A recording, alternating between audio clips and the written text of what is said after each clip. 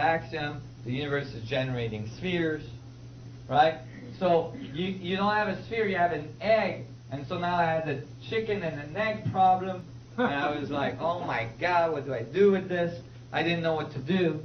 But I knew it had to be two isotropic vector metric. I didn't know what to do with these other spaces, these other tetrahedrons in the middle, neither. And you got to realize that at that point in my evolution now, I'm finishing my ski career.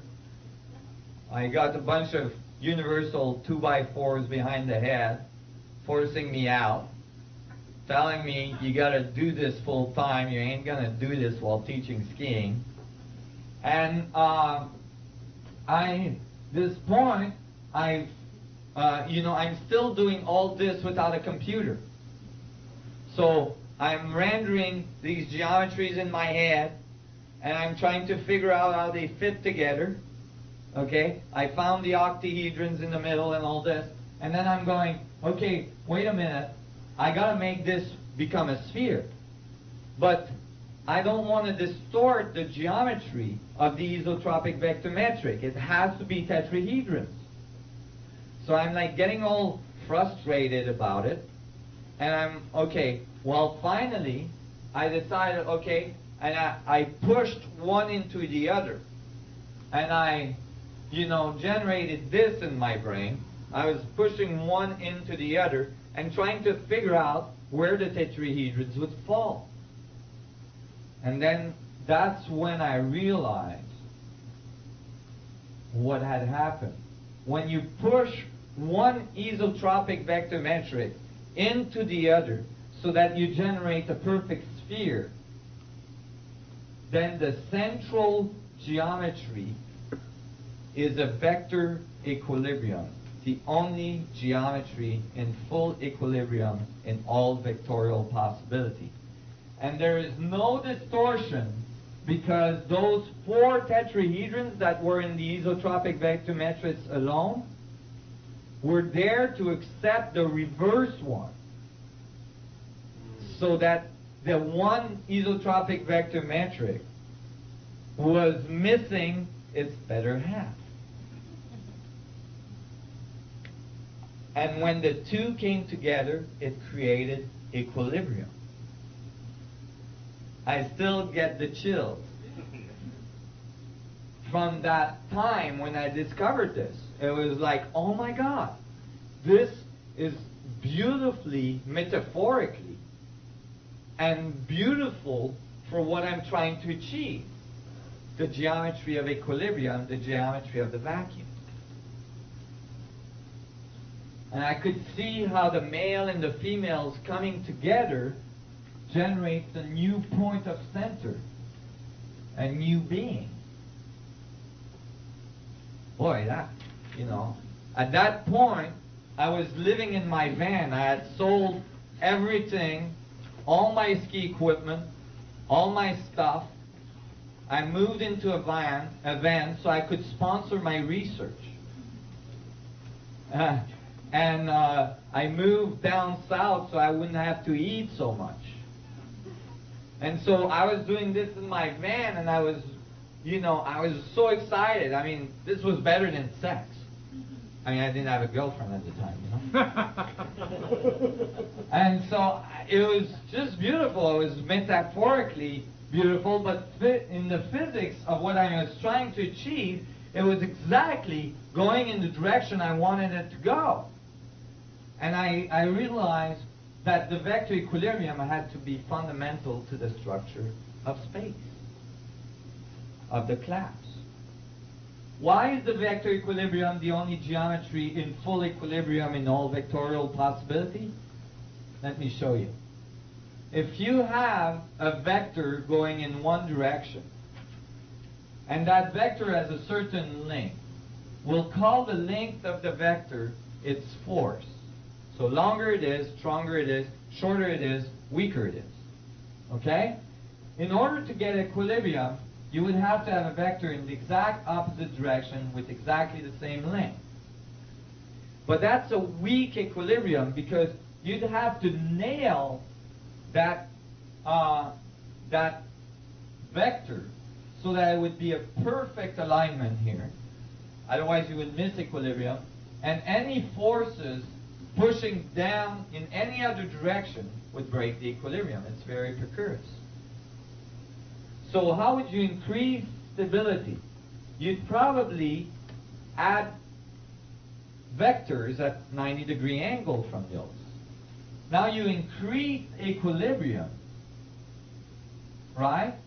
However, the edge of your geometry has longer vectors than the vectors to the center. Because they're longer, they're stronger, and thus your geometry explodes. It doesn't work. What would you do to try to correct it? Probably add vectors at 45-degree angles from these other ones. But if you did that, then the edge vectors are shorter than the vectors to the center. The geometry implodes. You still don't have equilibrium. So what's the solution? The solution is the hexagon. Because the hexagon has edge vectors that are the exact same length as the vectors to the center. It's the only geometry that does that. So now you have equilibrium. And what does that look like in 3D? It looks like a vector equilibrium. This geometry here.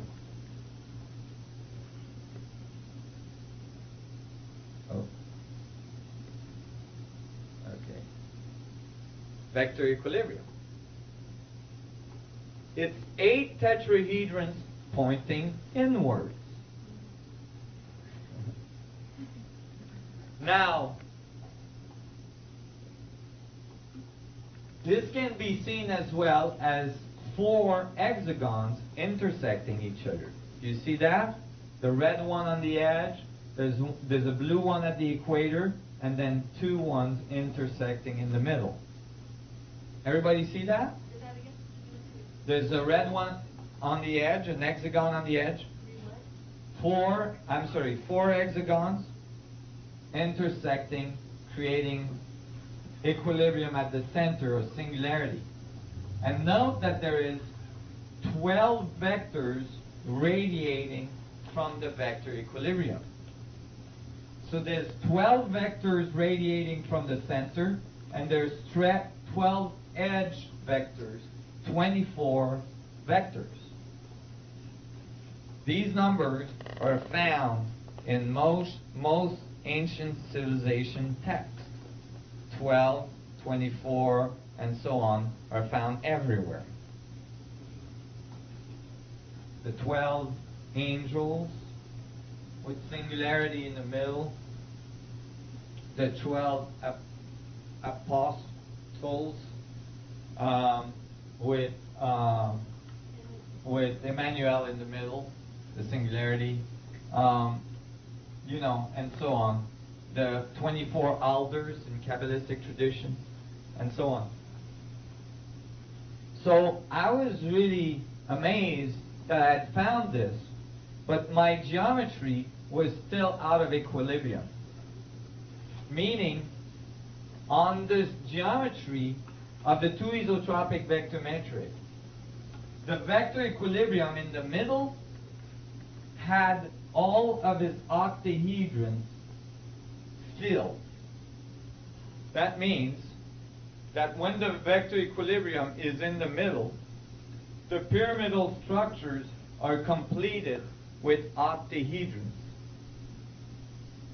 But the edge octahedrons were incomplete. So I still had a symmetry.